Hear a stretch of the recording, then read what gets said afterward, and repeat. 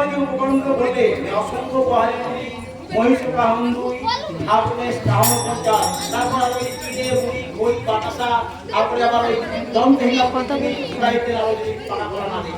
কিন্তু আমি বলছিলাম কি যে তুমি এই যে কথাগুলো এই যে উপকরণগুলো বলে এটি কোনো দেবী খাদ্য আমার তোমার কোনো রাক্ষসের খাদ্য হয় না, মা কোনো রাক্ষস হয় না। কোন মা নিজের সন্তানের উচিত পান করে না।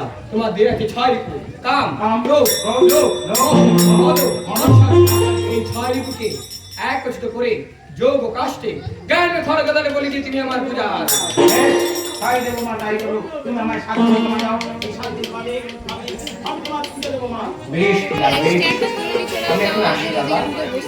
আমি 7 দিন পর আসবো। সেদিন যদি আমি না করছি কি করবো জানি? আমার মাথায় একটা চুলা, এটা 64 ব্যাগ ভিন্ন কোটি বছর